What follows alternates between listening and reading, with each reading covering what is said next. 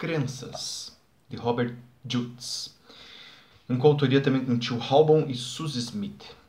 Neste livro, o autor vai explorar a maneira pela qual se entende crenças e várias estratégias, ferramentas para trabalhar com as crenças, né? Então, esse é um livro interessante no sentido de que é bacana tanto conceitualmente, onde você vai aprender vários conceitos sobre o que são crenças, dentro da visão da programação neurolinguística, né? Até maneiras de trabalhar com isso, tá? É um livro que requer um certo conhecimento técnico, tá? Para ser bem utilizado, para ser bem aproveitado. Afinal de contas, ele trabalha com uma série de ferramentas técnicas que requerem um conhecimento prévio de programação neurolinguística. Então, eu recomendo que antes de você ir lendo um livro como esse, que você tenha contato com isso daí, tá?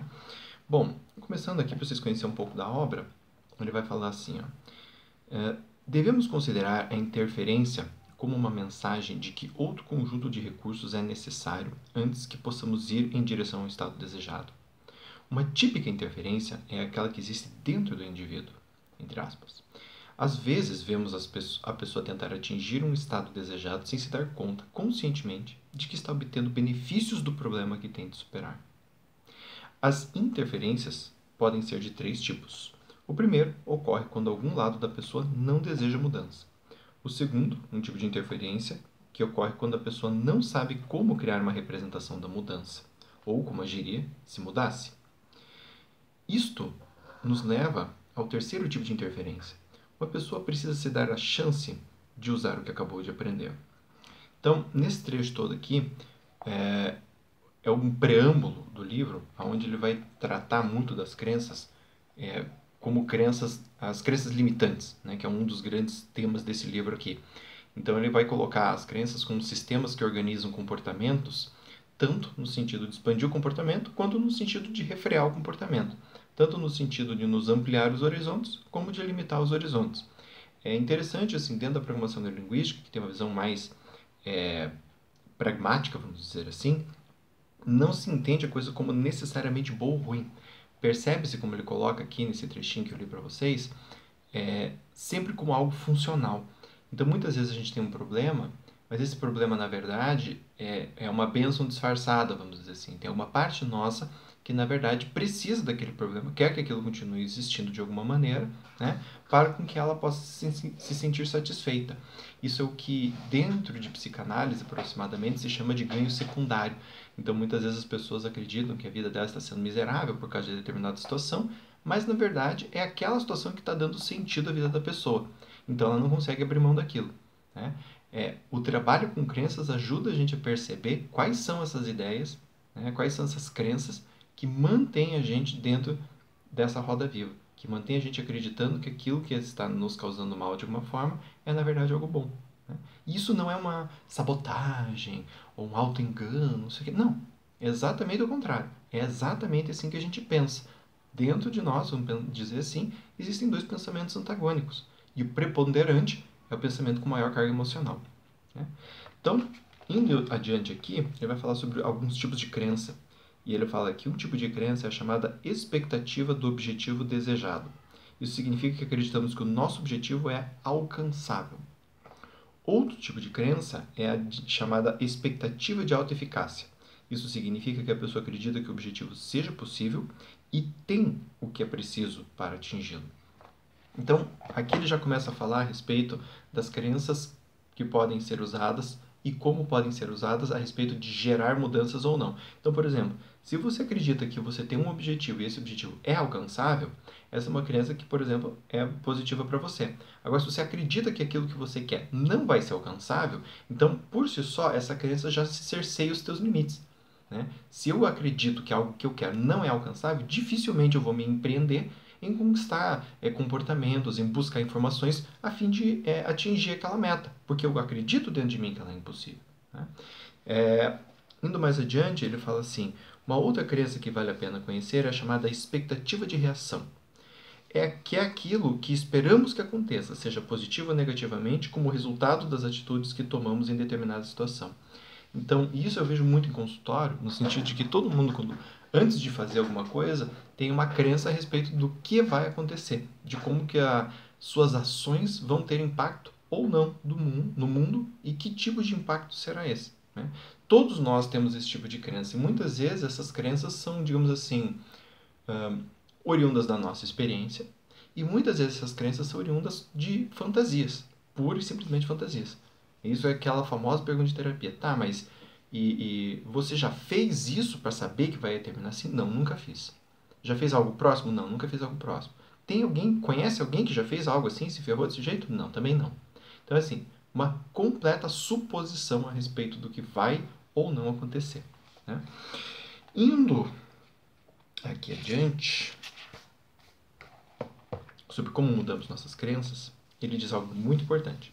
As crenças não se baseiam necessariamente numa estrutura lógica de ideias. Ao contrário, todos sabemos quão pouco elas reagem à lógica. Não se pode esperar que elas coincidam com a realidade. Como não sabemos, na verdade, o que é real, temos de formar uma crença, uma questão de fé. É muito importante entender isso quando se trabalha com alguém que quer mudar suas crenças. O que ele está querendo dizer aqui? A crença, ela é uma espécie de mentira necessária, vamos dizer assim. Ou seja, é algo que eu não posso provar, porque crença em geral se trata de uma hipergeneralização. Crenças famosas, básicas. Todo homem é cachorro. Né? Então, às vezes a pessoa teve lá experiências com 1, 2, 3 homens que eram meio cafajestes e generaliza isso para todos os homens do mundo. Como as crenças são de hipergeneralizações, elas não são uma verdade. Elas podem ter, sim, experiências de verdade, ou seja, claro que existe homem cafajeste, mas isso não significa que todos os homens são cafajestes e que eu, portanto, sou uma vítima desses homens. Mas quando a crença surge e ela cria esse cenário, a pessoa reage a esse cenário interno. Né? Então, só que essa ideia, ela não é uma ideia lógica, justamente por causa da sua origem. E muitos psicólogos e pesquisadores da questão das crenças defendem, inclusive, que na verdade o senso comum entende que primeiro a gente tem uma experiência e depois a gente tem uma crença. Mas muitos psicólogos hoje, neurocientistas, defendem uma ideia ao contrário, que a gente primeiro cria uma crença sobre o que o mundo deve ser e depois a gente vai para a experiência para tentar confirmar essa ideia. Ou seja, a crença ela também seleciona que tipo de informação que a gente vai captar ou não do mundo. Né? Então isso que é muito interessante quando você vai lidar com crenças, não adianta ficar argumentando, dando provas lógicas, porque a crença não está baseada nisso. A crença está baseada num fator emocional que escolhe determinadas ideias, determinados dados, para entender que esses dados são úteis, aqueles outros não. Tá? Então, indo mais adiante aqui, aí ele vai falar sobre os tipos de crença. Né? Crença sobre causas, crença sobre significados, crenças sobre identidades. Ou seja, existem crenças sobre o que causa determinada coisa. Qual é a causa do meu problema? Ou crença sobre significado. O que isso significa para mim no mundo? Né? O que determinado acontecimento significa, ou seja, o que é importante ou necessário para mim dentro disso. Ou ainda crença sobre identidade, crença sobre quem eu acho que sou. Aí é uma percepção um pouco mais ampla, no sentido de uma percepção, uma ideia generalizada sobre o que sou eu. Né? Ah, eu sou uma pessoa legal, sou uma pessoa chata, sou uma pessoa triste, sou um fracasso, sou um sucesso. Todas essas ideias são crenças a respeito da identidade. Tá? E para fechar, ele fala assim: as estratégias de crença são diferentes das estratégias de realidade, porque não podemos testá-las do ponto de vista sensorial a partir de testes de realidade. Então, mais para o meio do livro, quando ele vai trabalhar com questões práticas, existem maneiras da gente testar o que é um discurso de realidade e o que é um discurso de crença. E aí essa diferença que ele faz aqui, mostrando que aquilo que a gente entende como uma crença, né, aquilo que tem um valor de crença para nós, é completamente diferente daquilo que tem um valor de realidade para nós.